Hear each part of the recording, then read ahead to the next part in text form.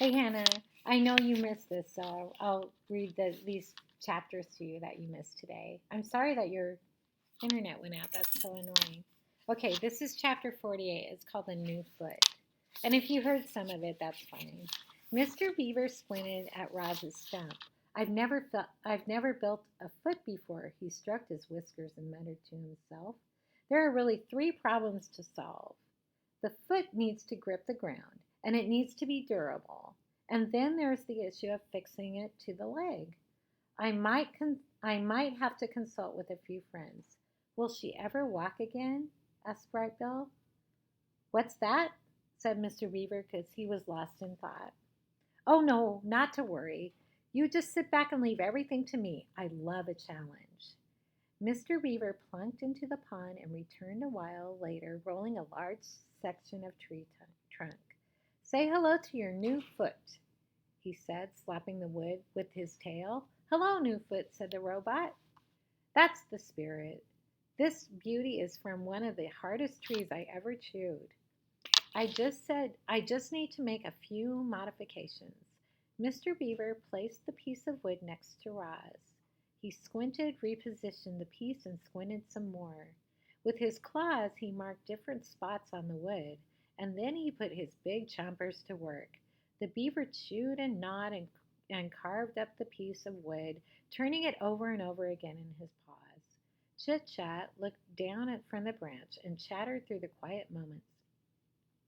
This reminds me of the time I saw a fox catch a lizard by the tail, and somehow the lizard's tail fell off and he got away. And later I saw that the lizard got a new tail, and now Roz is getting a new foot, and everything will be fine. The wooden foot took shape, and before long, Mr. Beaver was standing beside a beautiful carving that resembled a boot.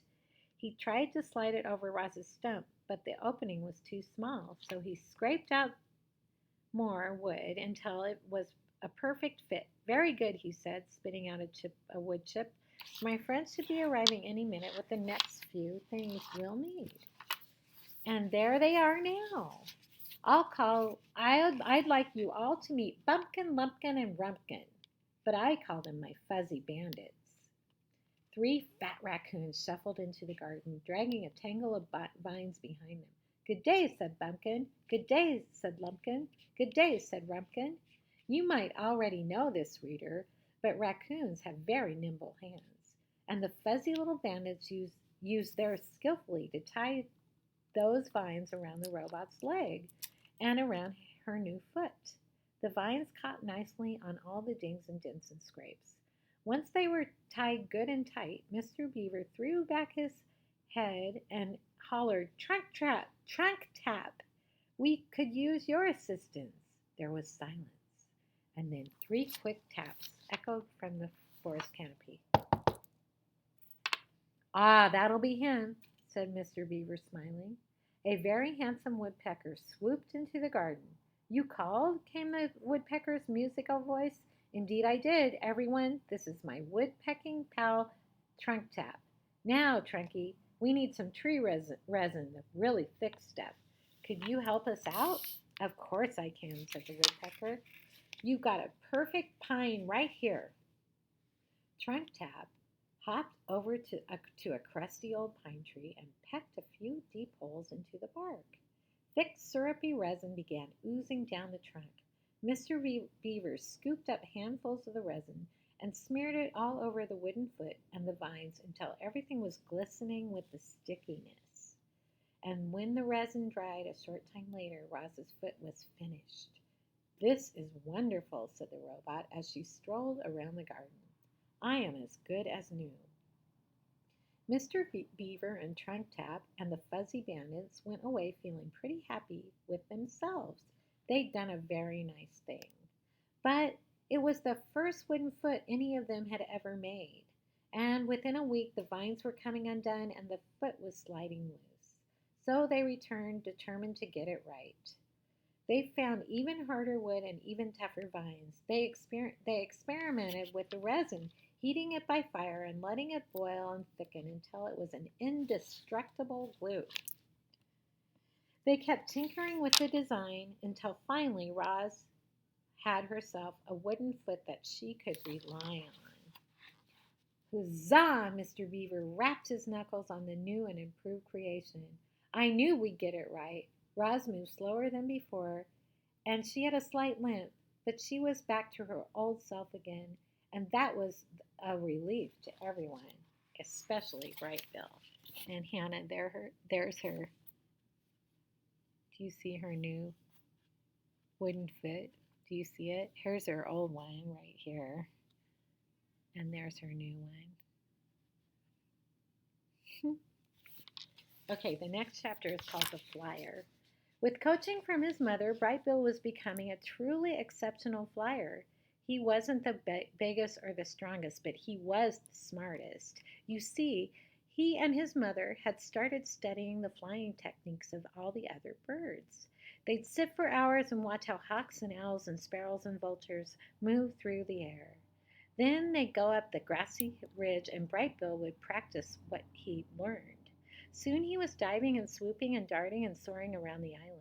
The adult geese frowned at his flying tricks, but the goslings thought he was amazing.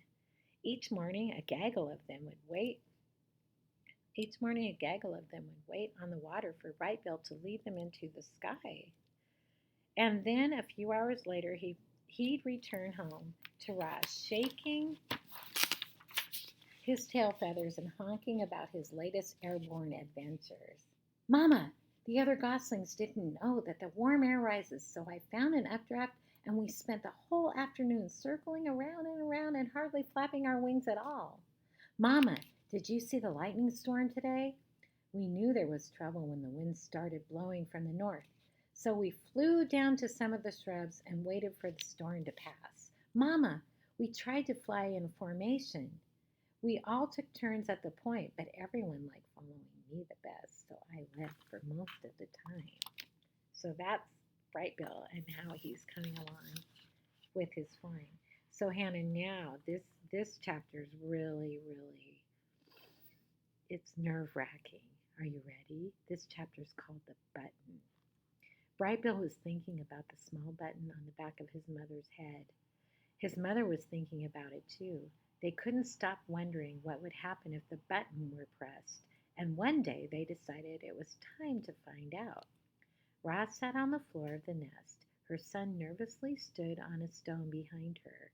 I am ready when you are, said the robot. Okay, said the gosling. Here we go. Bright Bill took a deep breath. Click. Roz's body relaxed. Her quiet whirring slowly stopped, and her eyes faded to black. Here's what she looked like.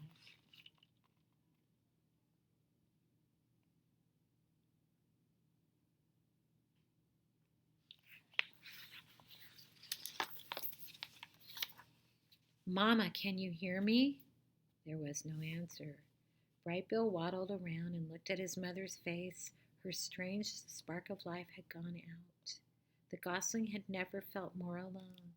He was ready to switch her back on, but what if she didn't wake up? What if she woke up different? The gosling was afraid to press the button, and he was afraid not to. Bright Bill took a deep breath. Click. Roz's body tensed. Her quiet whirring slowly started back up. Her eyes began to glow. Mama, can you hear me? Hello, I am Rosin, Unit 7134, but you may call me Roz. The robot spoke these words automatically in a language that Bright Bill did not understand. His little heart raced as his worst fears seemed to be coming true. But a moment later, her familiar voice returned, and the robot said in the language of the animals, Hello, son. How long was I out? It seemed like only an instant to me. You were out a few minutes, said the gosling, and he hugged his mother, but it seemed like forever.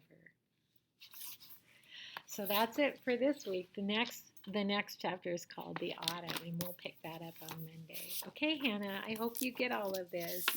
I'm glad I got to record it for you.